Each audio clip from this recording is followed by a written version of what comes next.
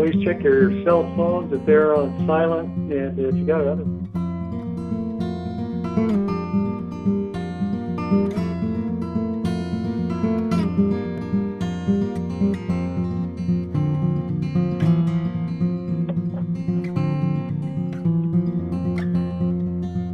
Good morning, everyone. Welcome to the regular open meeting of the 3rd Laguna Hills Mutual Board meeting. This is Tuesday, May 19th, 2020 at 9:30 a.m. We have a quorum. I'd like to call the meeting to order, and Director Jarrett will lead us in the Pledge of Allegiance.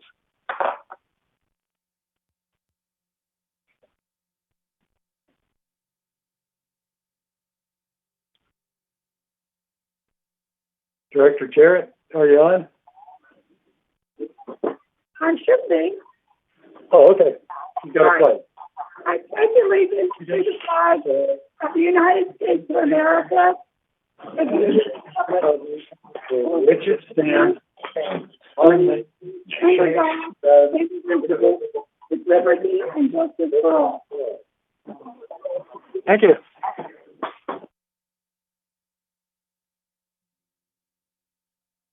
I want to acknowledge the media, probably from a distance. I don't see them with us. It's highlighted.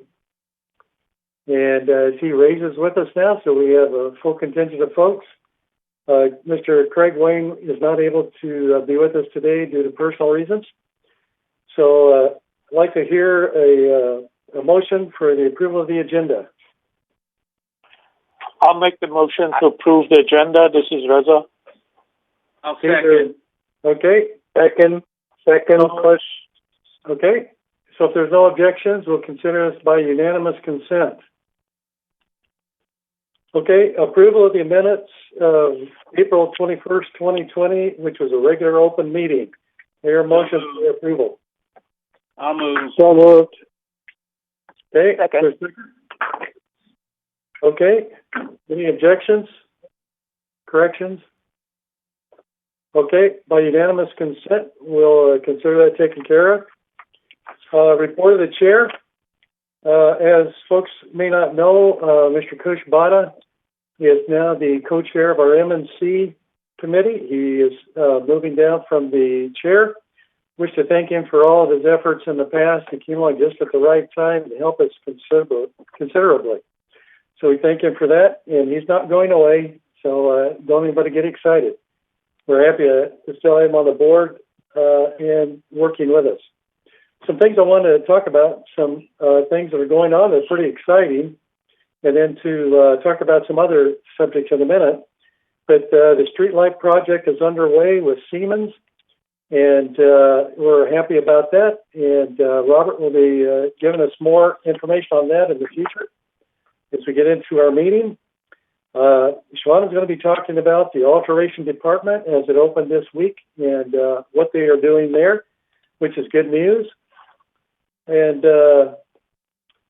as you know, there's been some problems where petty theft has been taking place throughout the village. And I want to reiterate to everyone that we need to really consider locking doors to our vehicles, locking up our storage lockers, not putting anything out in the open that could be an opportune theft. So as security has been telling us in the past, lock it or lose it. So please take this to heart and watch over all your personal goods. Something else that's happened, which is really good, I'm sure Siobhan will be talking about this, is opening up certain things. As you know, golf is open, tennis is opening, and we're underway to look at how to open paddle tennis and racquetball. So more to come on that. And there's some rumors that are going around about things that are happening. One of the things is about facilities opening, such as meeting rooms and things. We'll be talking about more as we get into the CEO, COO report. But be sure that you tune in to this day, and if you have questions, please call to the CEO's office for clarity on things. So please don't take things at face value when you hear them, unless it's from an official source. Another thing is, some things have been going around about what's happened inside of committee meetings. As you know, when we get to committee meetings and we're looking at a topic, we will throw different scenarios around. And some things we're looking at as to how we've done ways in the past, and other ways where we're thinking outside the box. So until something is formalized by a committee and comes forward as a recommendation, please treat that as just internal with the committee. Not that they're closed, but just take that as it's a subject that's still being worked on, and until a recommendation comes forward to the board or to another committee, please treat that as just something that we're working on as a scenario. Okay, that takes care of my topics. I'd like to go ahead with the open forum. Do we have any speakers, please? President Parsons and esteemed members of the board, we do have two comments. The first one is from Susan and Bob Scott from 2199C as in cat. Says, to whom it may concern, my husband and I are very upset about the Creek concerts that are being allowed to happen in our senior community. I'm 67 and my husband is 77 years old, diabetic. I don't even think the beaches should be open, but here in this old people community, what the hell? Are they even policing it? Does someone from security stay and enforce masks and social distancing? Doesn't matter that it's outdoors if people ignore the guidelines. There is no outdoor dances or clubs going on here right now. The village will be responsible if there is any outbreak in the woods. Lots of lawsuits, lots of problems. Why not just shut it down? I'm sure any laws can be gotten around since we are in the vulnerable community. On strict stay-at-home orders, people over 65 are supposed to be going out for essential and exercise with masks and social distancing.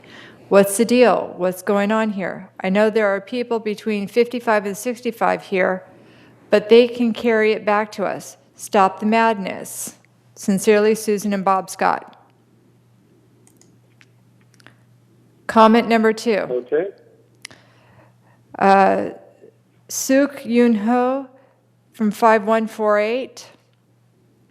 Hi, I have an open work order for landscape request for common area in front of my patio, but was closed without completing the work. The request is for putting some mulch under 2 small trees in a flower bed to stop the weeds from growing and conserve water. I talked to resident services yesterday and was told there is nothing they can do. The law in front, I'm assuming they meant the lawn, in front of my patio, also mostly yellow, have a lot of weeds. This is the only area of my street with the lawn look that bad. Please see pictures attached below. It is not of work, so maybe someone can help. Thank you, Soon Yuk Ho. That is all. Okay. Okay, thank you.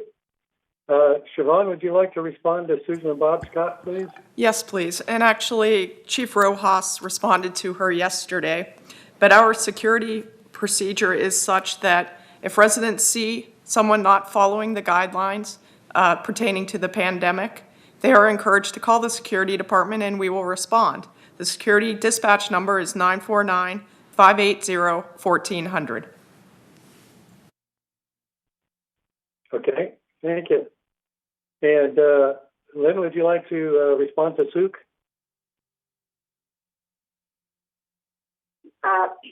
Yes, I will look into that. I took the address 5148, and all I can do is go see what's going on with that. I don't know. I tell you the truth. The same thing happened to me last week. I had a request in for mulch on the 19th of April, and the request was closed for some reason or other. So when I responded to resident services, and they opened the ticket back up and it was taken care of.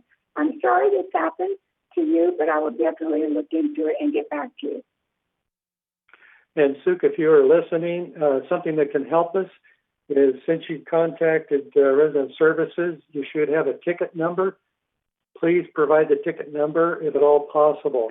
that helps us in getting to your case quickly. Okay, any comments anyone else would like to make on these topics? Yeah, I'd like to make a comment. Okay, John, go ahead.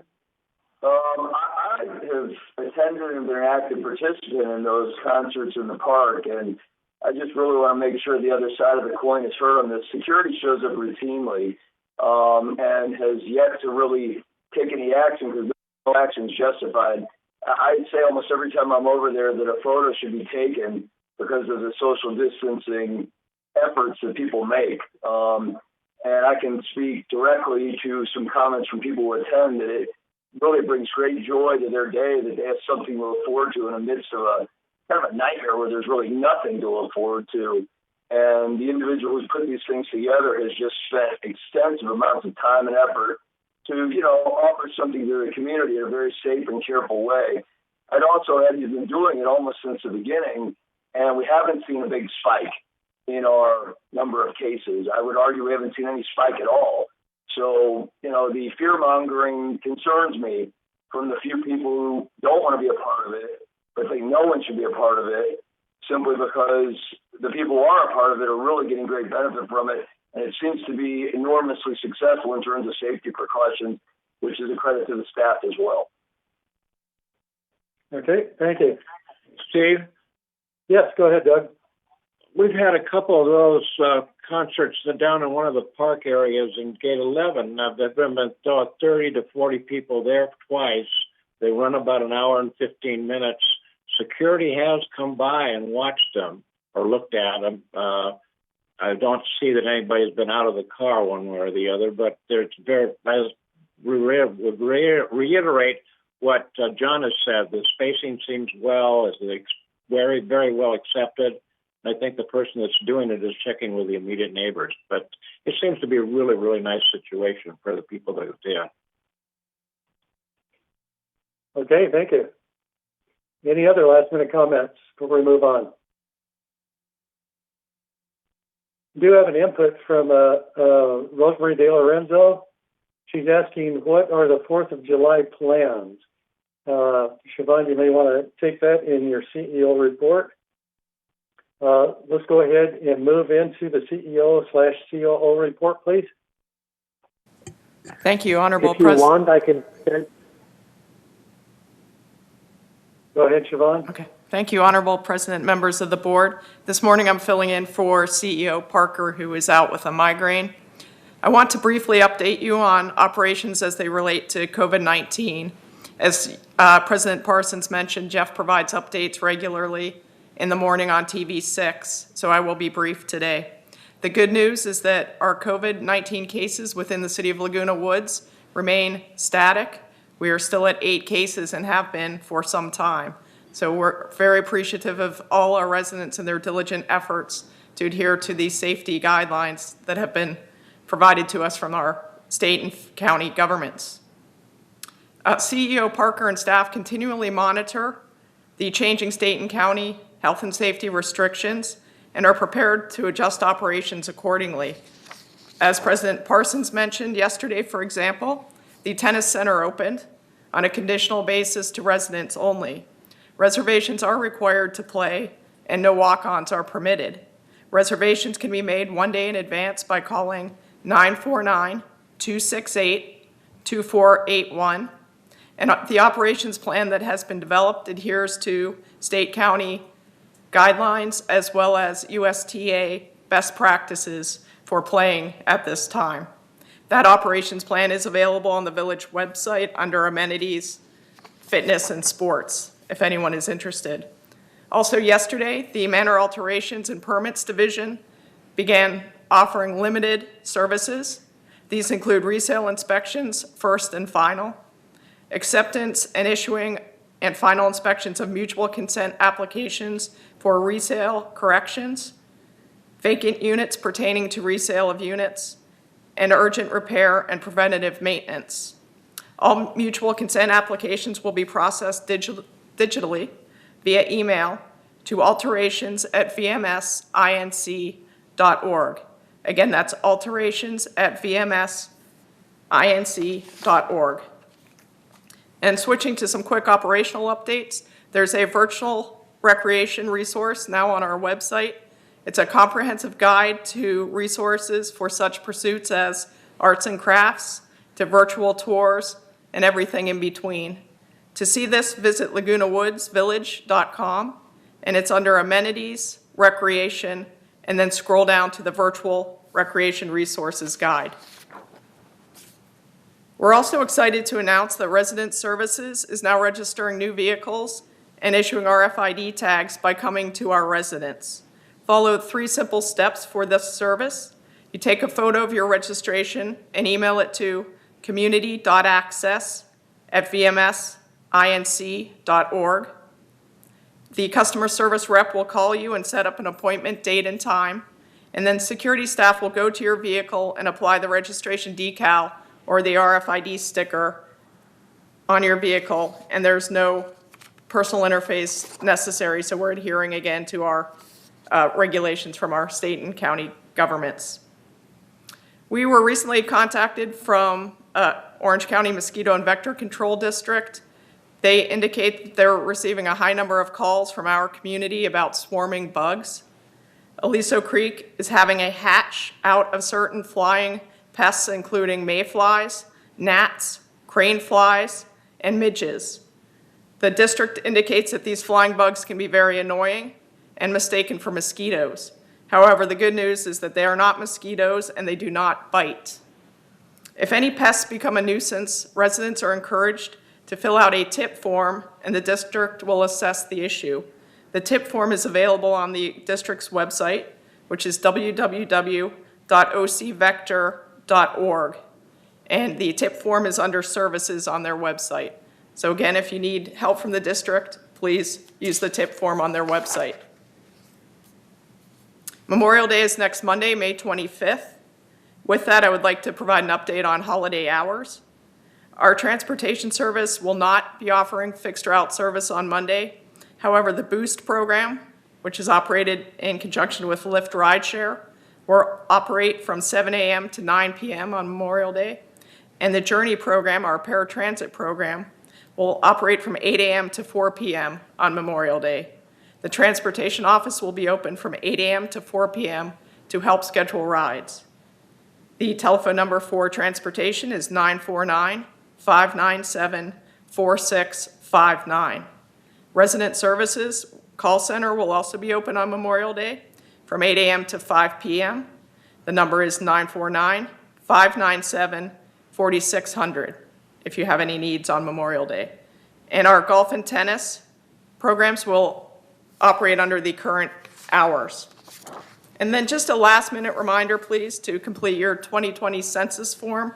Our Laguna Woods city response rate is over 71%, which is very high compared to the statewide average. But we want to make sure we're as represented as best as we can. So please submit your forms. And if you need any help, it is available from the City of Laguna Woods at 949-639-0500. And that completes my report this morning. Thank you. Okay. Do you have any update for the activities for the 4th of July? Or is that still planning? That's still in the planning stage. Obviously, the fireworks show will not occur. But again, with the social distancing and restrictions on groups, those plans are still in flux, but will be announced when they can be. Okay. Does anybody have any questions? Steve, this is Kush. Can I? Sure. I had a couple of things to mention about the 4th of July. At the CAC meeting, it was announced that they have canceled the event for this year, and I was going to report more about it in the CAC meeting updates when we do that. The other one thing I would ask Siobhan to please go over that recreation thing that you mentioned about going to the village website and through the amenities. Could you go through that, please, again? And is this mentioned somewhere in the email? Sure. Thank you very much. The virtual recreation resources are available on our website. And again, this is a huge comprehensive list of things for folks to do, especially when they are not able to get out and about and do the usual activities. This is available on this village website, lagunawoodsvillage.com. You click on amenities, then recreation, and then scroll down to virtual recreation resources. And I think it's very much worth a look. It's a very impressive collection of activities. Thank you. Thank you, thank you, thank you. Okay, does anyone else have any comments or questions for Siobhan? Okay, let's move into item 10, the consent calendar. I hear a motion to approve the consent calendar. So moved. Okay. Second. Do we have a second? Second. And is that Annie? Yes. Oh, okay. All righty. Unless there's any objection, we'll consider this under unanimous consent. Okay, hearing no objection, we'll go on to item 11, which we have no unfinished business. Then on to item 12, new business, landscape committee recommendation. And Lynn, if you'd lead us into that, please. Yes, I'd like to make a motion to deny the tree removal request at 3306T by Via Carrizo, Mr. Jones, one lemon scented gum tree and one carrot wood tree, as it does not meet the guidelines in our resolution 03-11-149. Do I hear a second? Second. Okay, Robert seconds it. Any objection? Okay, it's approved by unanimous consent. Okay, item 12B, landscape committee recommendation. I'd like to make a motion to deny tree removal request at 5537B via La Mesa, Mr. Carpenter. One ornamental pear tree, as it does not meet the guidelines in resolution 03-11-149. Do I hear a second? I second that. That's Reza. Okay, are there any objections? Okay, hearing none, we'll consider this under unanimous consent and move on to 12C. This item is to entertain a motion to reduce funding for 9 projects and programs for the 2020 fiscal year. John Wilson, can you speak to that, please? Yeah, everybody hear me okay? Steve? Yes. Okay, great. So we've been working on this to a small extent even before the pandemic began. We were just trying to get a lot more connection with our budget versus the maintenance and construction projects that we work on. Well, once COVID hit, that accelerated the need to really take a look at everything that we could possibly find a way to tighten. And I say the word tighten because we're not trying to eliminate anything necessarily. We're just trying to be prudent and make sure that we are not spending any money that we don't have to spend at the current time without sacrificing marginal and certainly not sacrificing significant levels of service from our staff. So what you're seeing is the report that was recommended by staff. This doesn't have any real bias from the board, things we don't think are important. This is 100% research of things that we can afford to wait, and it's in our best interest to put these monies aside, leave them for some other things that are pending and potentially additional costs that we've anticipated. Some might be due to COVID, and that is why you see the recommendation that we have today. I'll turn it over now to Robert Muchnick, who may have some additional comments on specific examples, or may not, simply because if you look at the proposal, it's really all pretty straightforward. It's things that are important and we address them each and every year, but we're far enough along or there's no crisis, so we have carefully decided to push those aside. Could still add them later in the year if things clear up, but certainly deal with them in the budget next year. So, Robert, any additional thoughts you'd want to share? The only thing, John, that I would share at this point is I don't know if they could move the agenda down to that page so that the public might be able to see the items that are on the list. that is a tremendous suggestion. Why don't we give them a minute to see if they can do that? Yeah.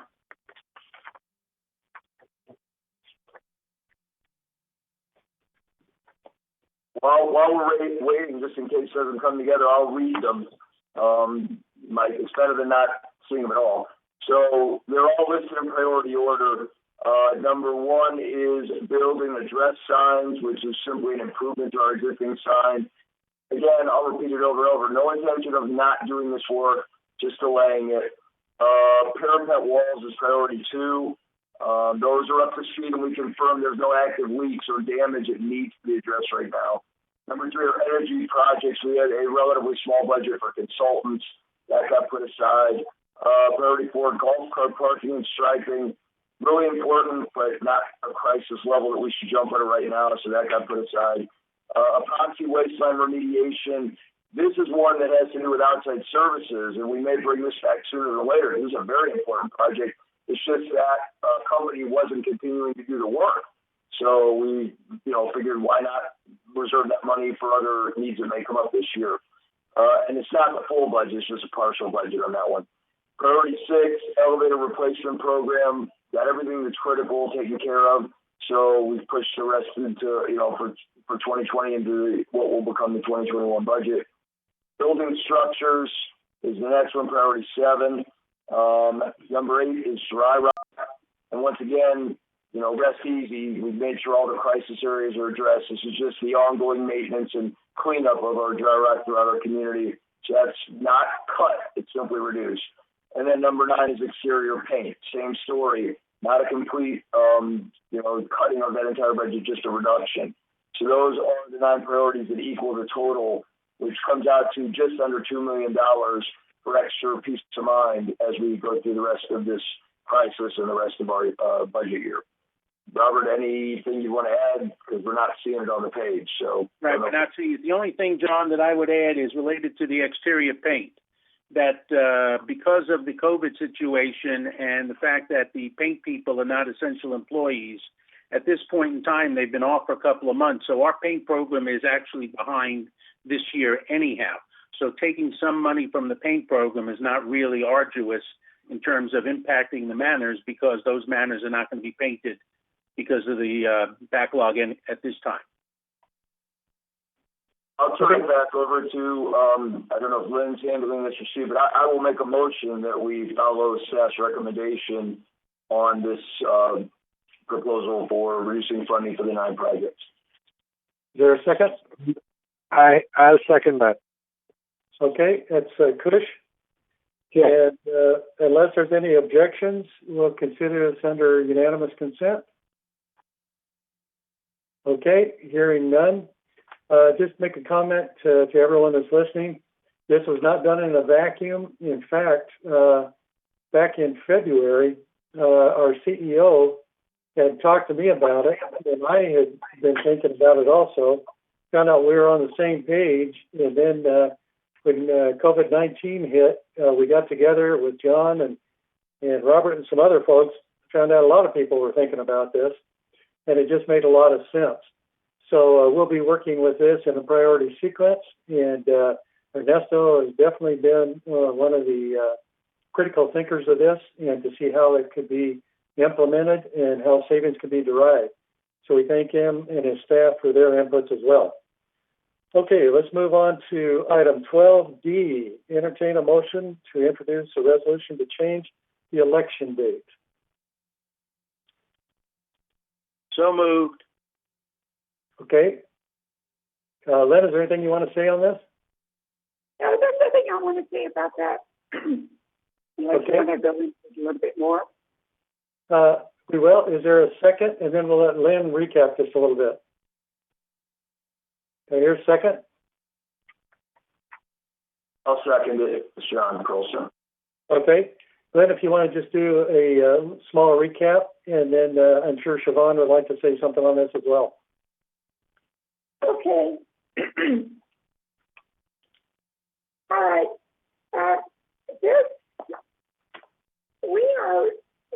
Excuse me, I didn't prepare because I thought Steve, you were going to do it, but I can do it.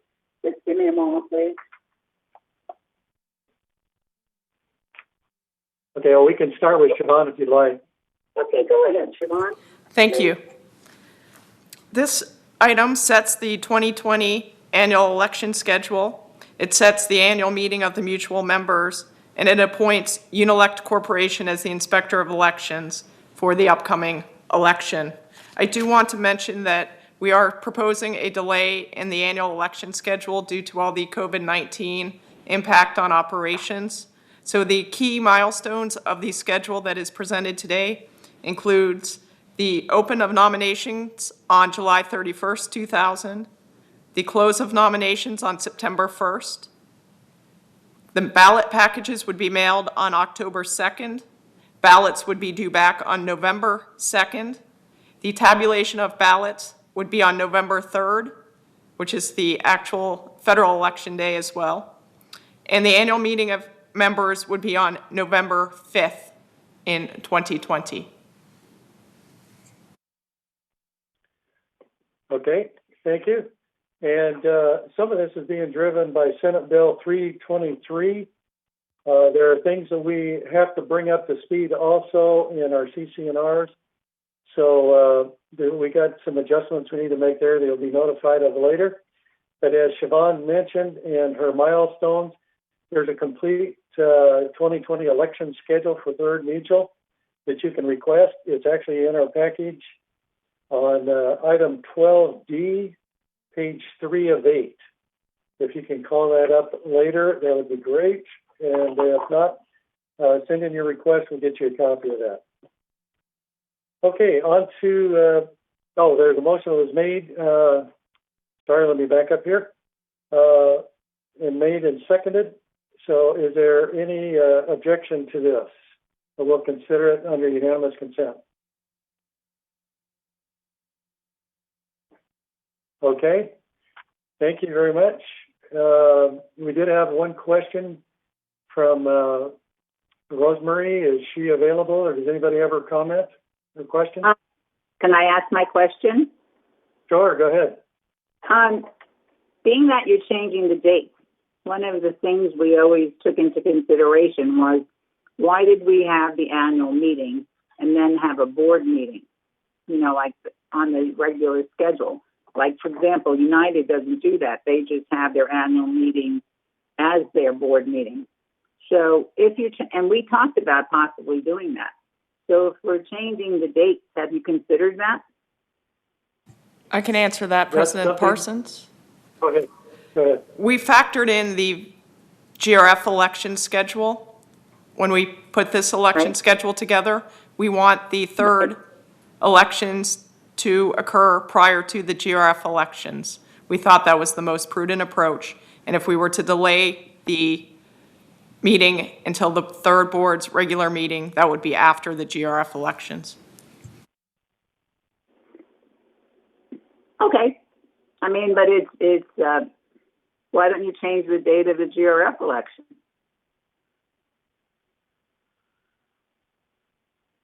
I'm not, all I know is we used to always consider it like almost a supreme waste of, I hate to say waste of time, but it was rather tiring for the board to have the two meetings, because we just had one, then had another one. I'm just suggesting that you look at it, and maybe you did take important things into consideration, then maybe there are other things that you want to consider. Thank you very much for the opportunity to ask the question, Steve. Bye.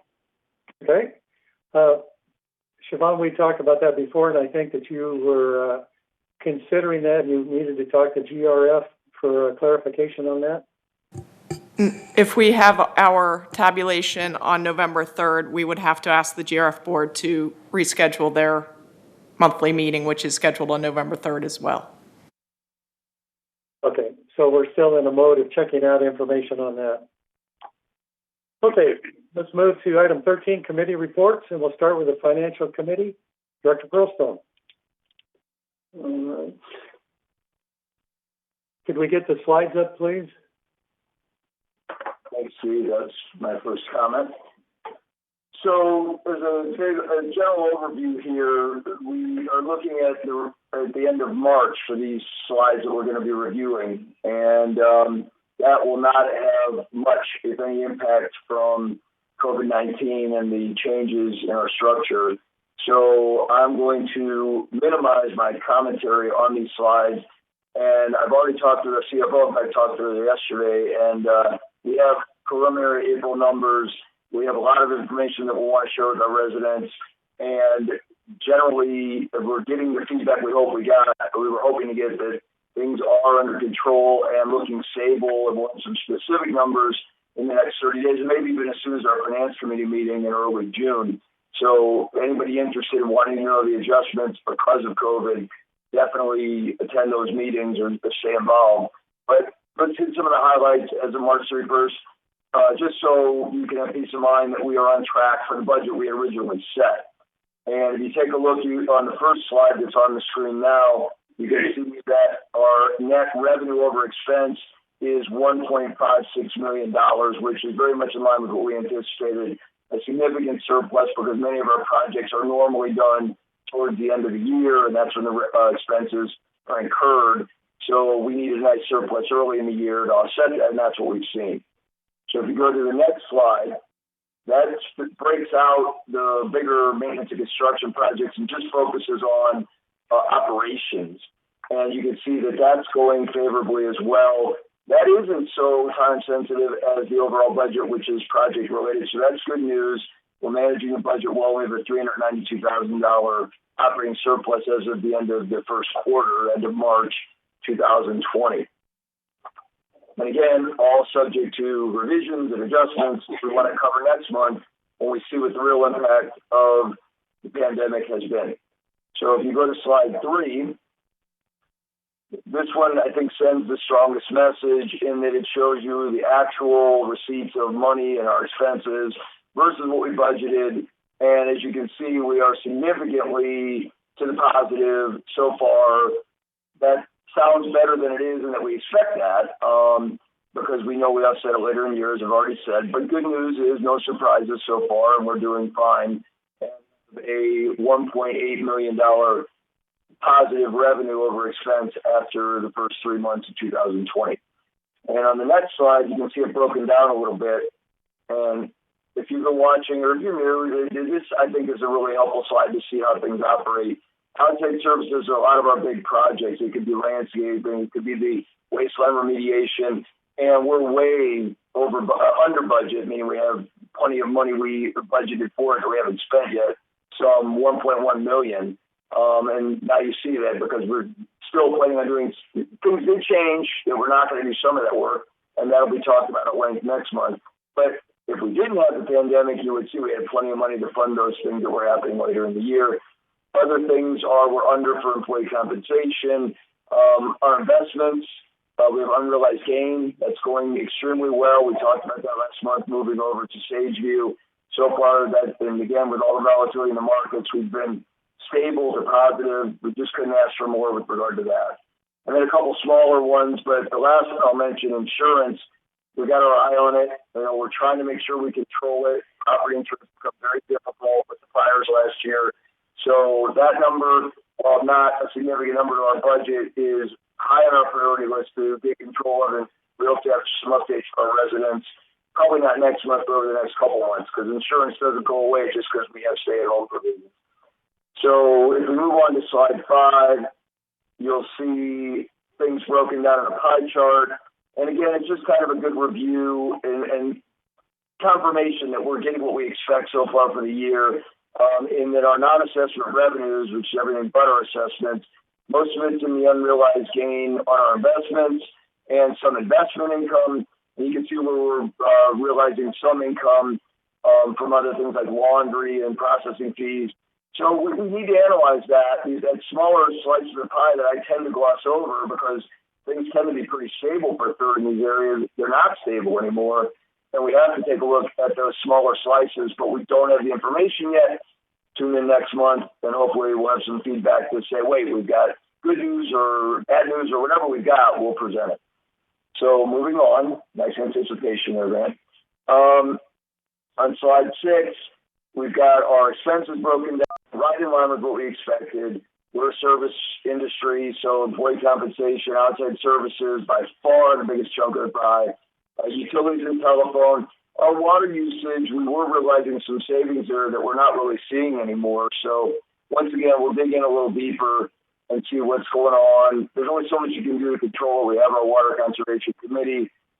We're doing the best we can, but if it's becoming out of line, we'll let you know. We just want to firm it up with the COVID adjustments for next month.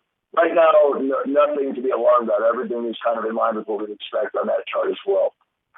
So moving on to the next slide. All right, thank you. This one, I will very much gloss over this because we have it visually on the following slide. Don't jump to it yet. That I think really tells a story. But this one just talks about how we're doing in terms of saving for a rainy day, and we're right in line with projections.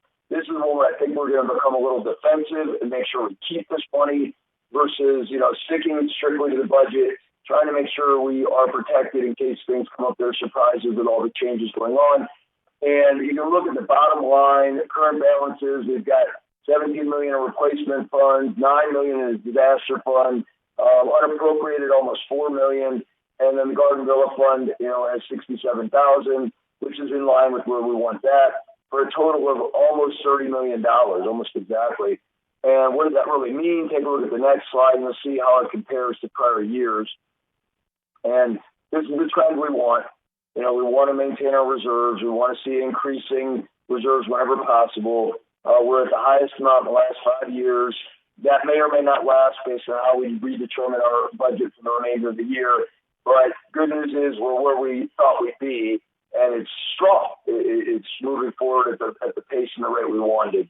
So as we come into budget season and determining what sort of assessments we may or may not need to adjust for next year, it's great to know that we're where we thought we would be, so we'll keep that as low as we possibly can. Finally, on the last slide, what I would consider a little bit of good news, the resale report, you'll see that we had a nice spike in properties sold in March, and I'm pretty positive you're not going to be seeing something like that in April, probably not May. We've got some issues with real estate right now that we're just, we're no different than anywhere else.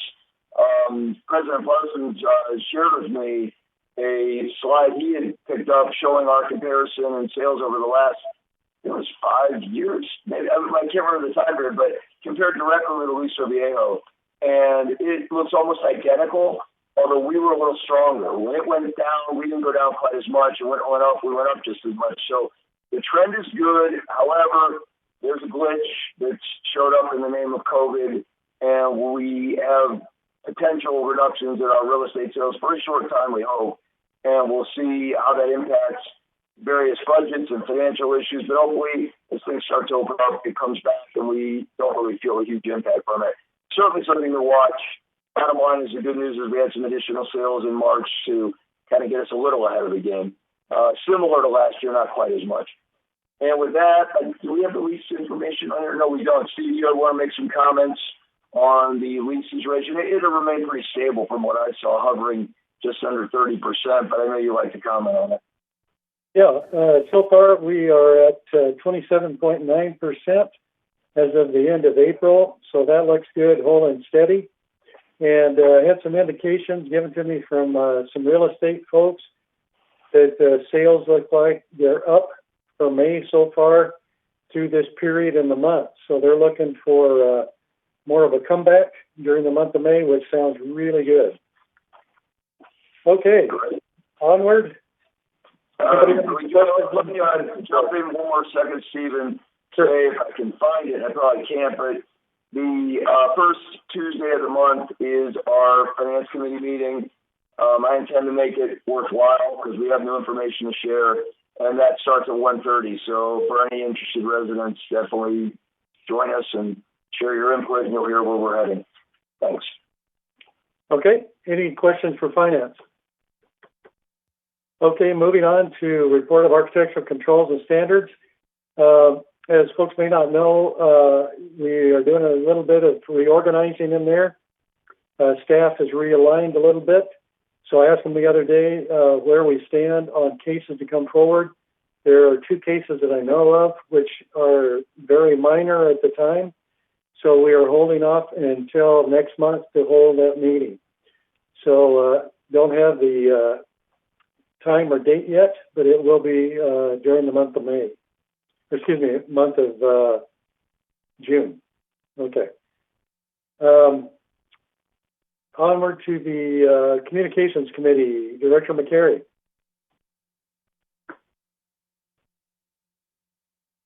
Okay.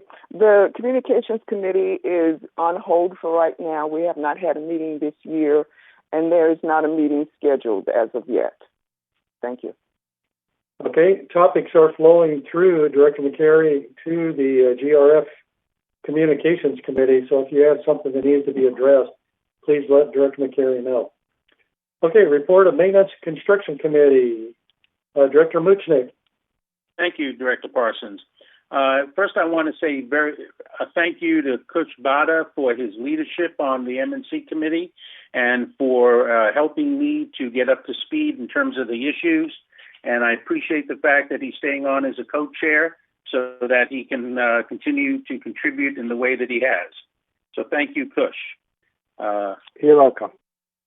The M&C committee met recently, and as John Pearlstone, our treasurer, recently reported to you, we spent some time going over the project list and making decisions and recommendations in consult with Ernesto and the VMS folks.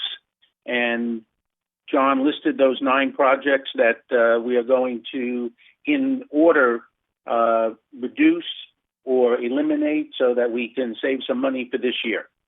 But if it gets to a point that we need additional money in some of those project areas, we'll be able to take another look at that. The lighting program, if you read the blast that was released on Friday, you'll see that the street lighting program, the installation is underway. They've done some installations on Paseo del Lago. If you notice any problems with any of the street lights, especially the new ones, each new street light will have a third mutual identification tag.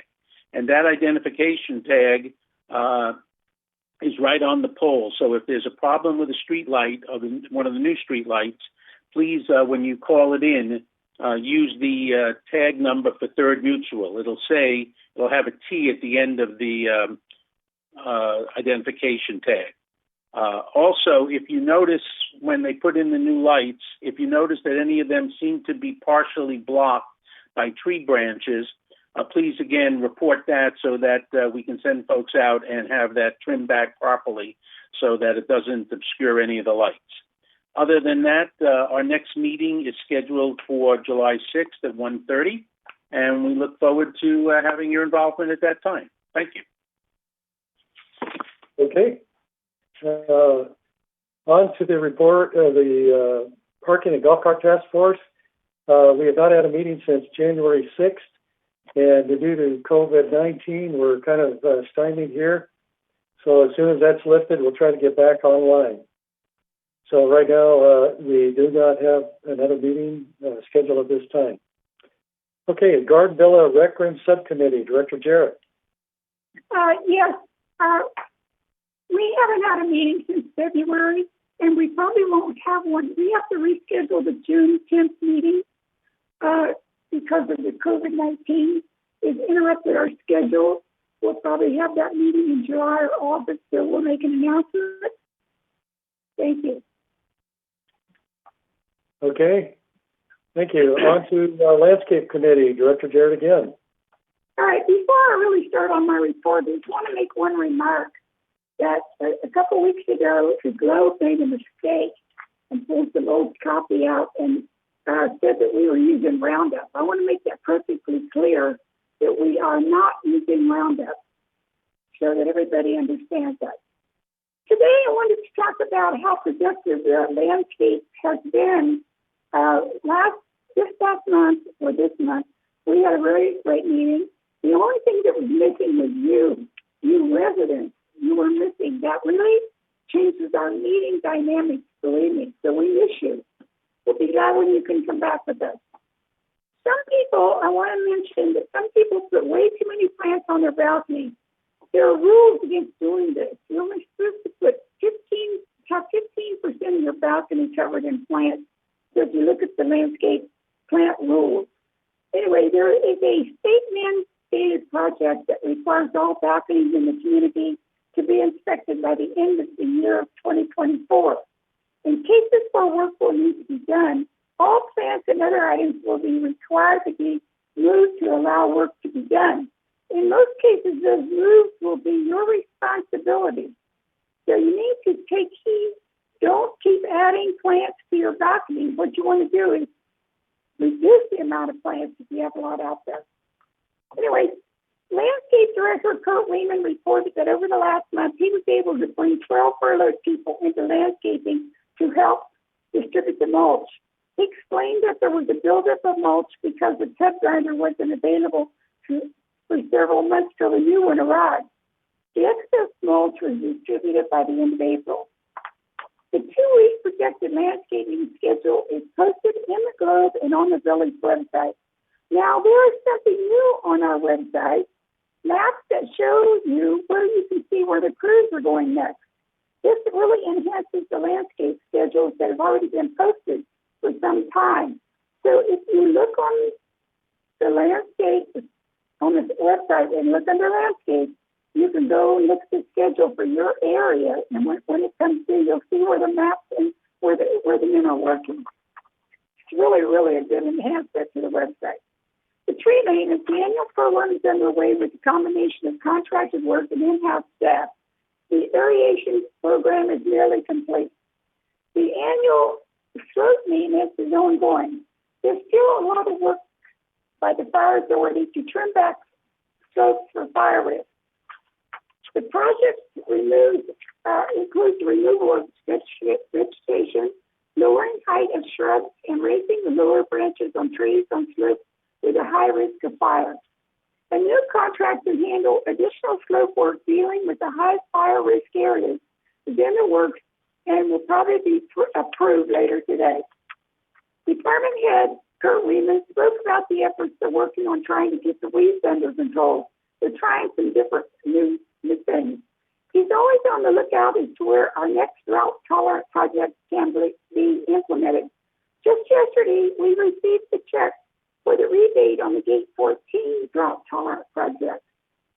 Next year, there's a good possibility we'll have smaller lawnmowers with bags on them so the crews can discard the grass. This should address one of the biggest complaints in the community about leaving grass on the lawns after mowing. I applaud Mr. Lehman in his efforts to continually make church landscaping as good as possible. He's always on the lookout for the latest technology and equipment, the latest chemicals for the weed and pest control, and how also he can best serve the interests of this community. That concludes my report. The next meeting will be on June 4th at 9:30 a.m. It'll be a virtual meeting. There's another item there that you might want to talk about. That's turf aeration. Did you want to mention something? I did. I mentioned it. You may have missed it. But I said it's almost complete. The aeration project's almost complete, Steve. Okay. Thank you very much. Any questions for landscape? Okay.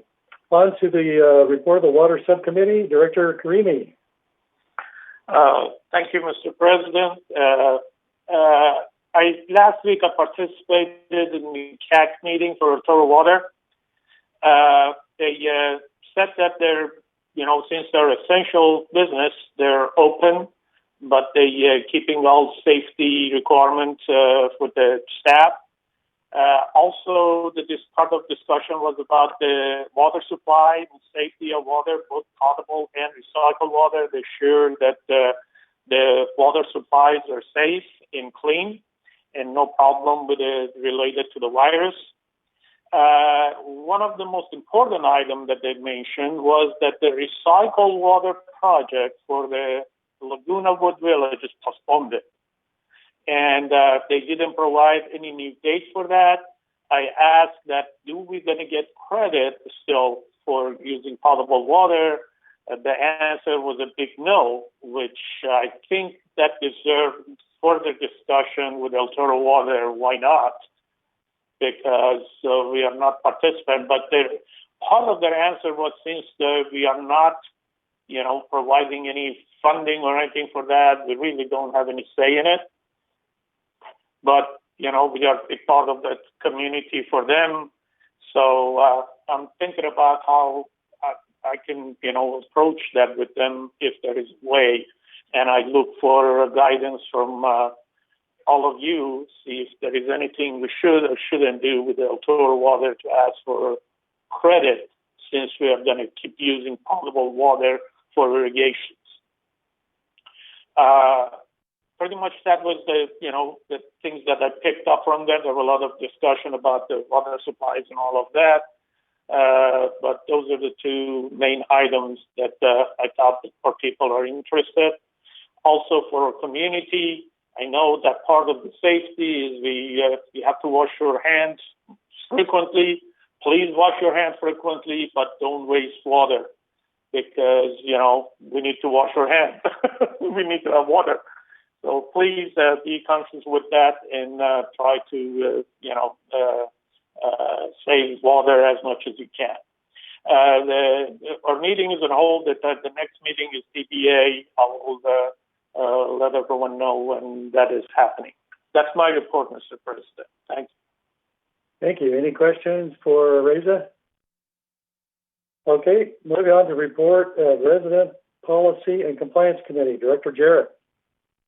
Okay, we met on May the 7th, and we're looking at different, we're exploring different avenues of changes in the future, as we usually always do. There's nothing firmed up.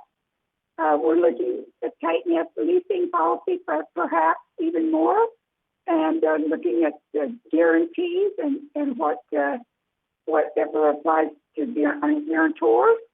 And we're still exploring a lot of different things. And one of the other things we're exploring is the barbecue rules. So our next meeting will be on June the 23rd, and we'll see you there. Thank you.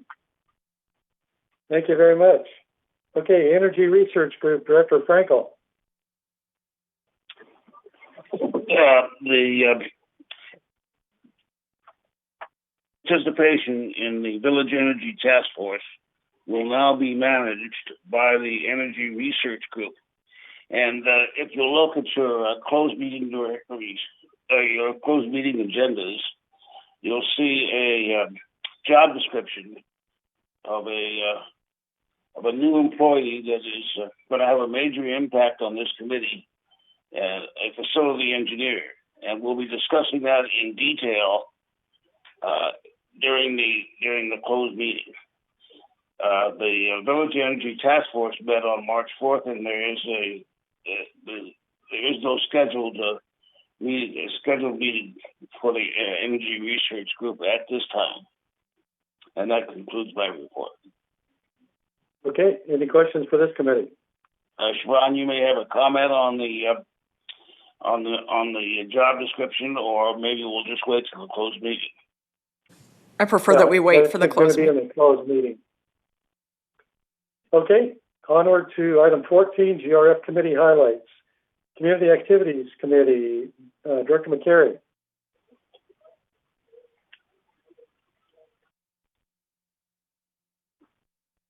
Excuse me. That report is going to be given by Director Bada. Okay. Hi, everybody. Can you hear me? Yes. Okay.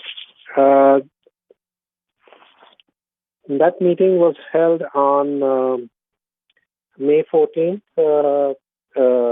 just a week ago.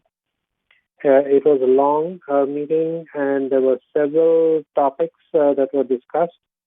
Here are some of the highlights. Tennis and golf amenities, as you heard earlier, have opened or are opening, and with some of the COVID-19 restrictions. July 4th celebration has been cancelled currently, and they are in discussion. The staff was requested to come back with new suggestions for the 2021 celebration for July 4th.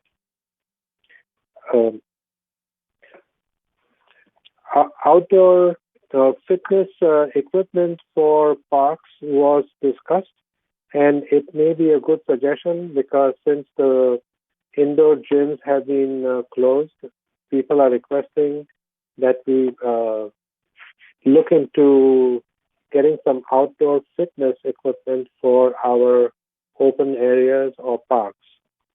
And our next meeting is going to be in June, on June 11th, 2020 at 1:30 p.m. Okay, any comments or questions for this committee? Okay, on to item 14B, GRF Finance Committee. Director Pearlstone. So the committee met in April, but the topics were very limited to what's it going to look like once we see the changes from COVID-19. So I hate to sound like a broken record, but a lot of information was not at hand. Decisions couldn't be made. I do have a little insight that I was told again by our CFO that's going to be shared with GRF, so they'll present it in more thorough detail, and then I'll bring it back to our board. They drew us some preliminary numbers, and it really all comes down. It looks like the operations will be managed effectively if all holds constant, where it would not have a big impact financially versus the budget or projections. Again, you can't hold me to that, but that's the initial feedback. The risk is in the real estate sales and the trust facilities fee. And that's a significant figure with a significant line item on the budget. And if we don't get close to budgeted real estate sales, obviously that's a significant hit to the GRF budget towards reserve items in any case, the maintenance, construction, and building projects. So it's unknown. We're going to know a lot more when we report again. But, Steve, your comments that may look stronger than expected. Maybe the crisis isn't as bad as we thought it might be, and we'll just have to keep on top of that. But the initial feedback is that what we can control is going pretty well. We just have to see how the real estate sales fit in, and then we'll be able to give some more clear direction on what the budget will look like for the rest of the year. And that would be the end of the report. Looks like the next meeting is in June 24th at 1:30 p.m. Okay, thank you. On to the GRF Landscape Committee. Director Jarrett. We haven't had a meeting recently, but the next one is scheduled on August 12th at 1:30 p.m. Thank you. Okay. Item 14D, GRF Maintenance Construction Committee. Director Bada. Thank you, Steve.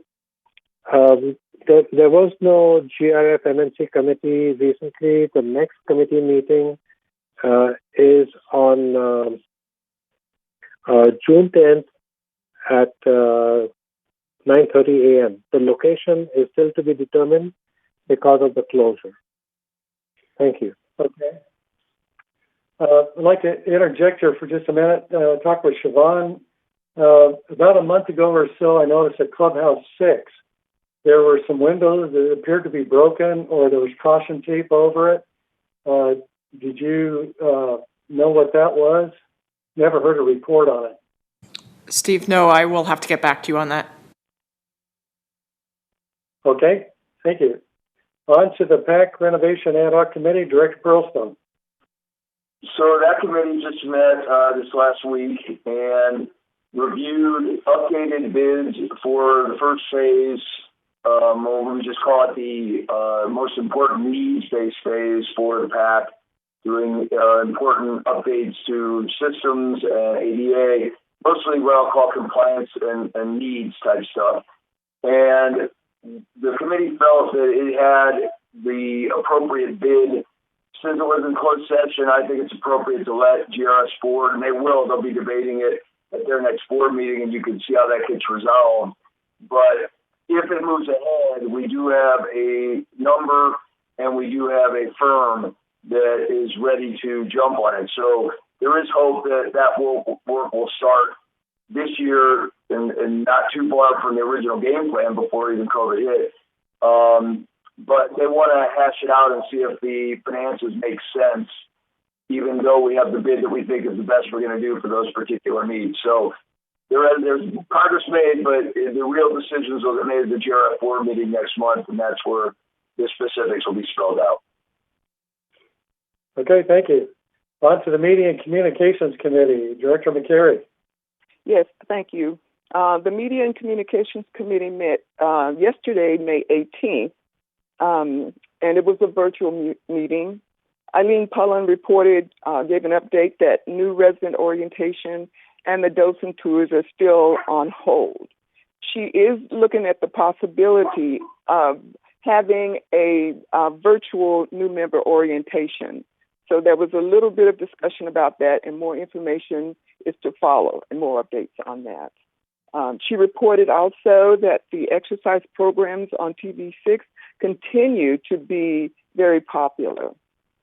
Also in the report, Media and Communication, they're also working on a board training for board members, which will be, once completed, will be posted on YouTube. And again, more information on that to follow. The communication department did coordinated the distribution of face masks throughout the community, and this event went very well, and the committee got a lot of positive responses from that. The other thing that she talked about was that really encouraging everyone to visit the Laguna Woods Village website, as it is continuously updated with the most current information on communication and other items that are going on within the woods. There was not an update yet on bulky item pickup, so no discussion was on that. Again, the Communication Committee got lots of praises for a job well done with all the communication that's going on. And I just offer kudos to the broadband services for not renewing those Fox channels. I just thought that there was some good hindsight looking at that. So congratulations to Chuck for staying on that. That's basically the end of the report. The next meeting will be June 15th at 1:30 p.m. and probably a virtual meeting. That's the end of my report. Thank you.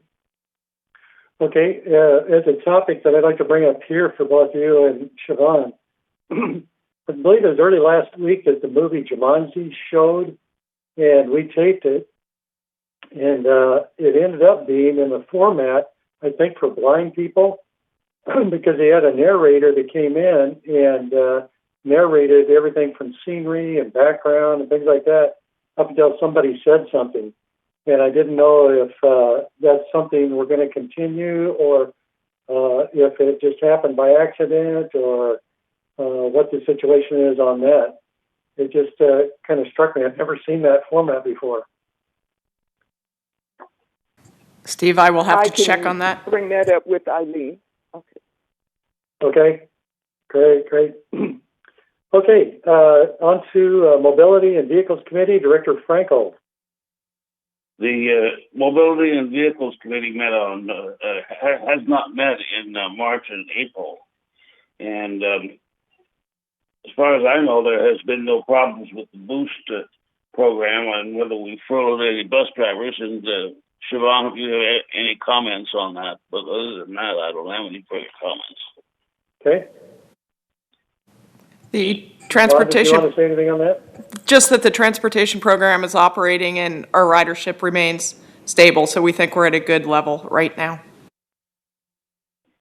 Okay, thank you. And there is no meeting. It says there's a meeting scheduled for June 3rd. Okay. Mobility and Vehicles Committee. Okay, thank you. On to Security and Community Access Committee, Director Muchnick. Thank you, President Parsons. Sorry to report, but the committee has not met since February 24th. The next currently scheduled meeting is June 22nd, and at this point, I'm going to assume it's going to be virtual because of the COVID virus. Okay. Disaster Preparedness Task Force, Director Engdahl. Last meeting was in January, and there was a meeting scheduled May 26th, got canceled. The next meeting will be July 28th at 9:30. Presumably, we have to be a virtual meeting also. Okay. Disaster Preparedness Task Force, Director Engdahl again. Oh, that's what, I'm sorry. Catching up here with you. Report of Laguna Woods Village traffic hearings, Director Muchnick. Because of the COVID virus, we have not had a meeting because it would require individuals to come forward who have been cited for traffic violations, and because of social distancing, we just not have had a meeting, and we don't have anything planned at this point. Robert and I are trading off. It'll be my turn next meeting. Okay. Thank you very much. On to item 15, future agenda items. I would like to ask for a couple of these to be brought forward for our next meeting. One is on the alternative heat source policy. This has been bouncing around for a while. At least if we can get an update on that, the staff can bring that forward. And also, Siobhan, the Orange County Mosquito and Vector Control District presentation. Is this something you'd like to bring forward? If so, when? President Parsons, we've asked if they would present virtually to all boards next month, and I'm waiting for a response from them. Okay, thank you very much. Is there any adjustments we need to make on future agenda items?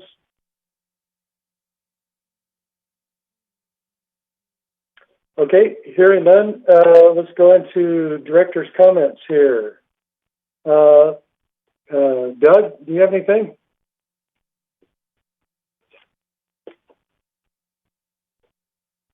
No, I'm clear. I'm fine. Thank you very much. Nothing else. Okay, Annie?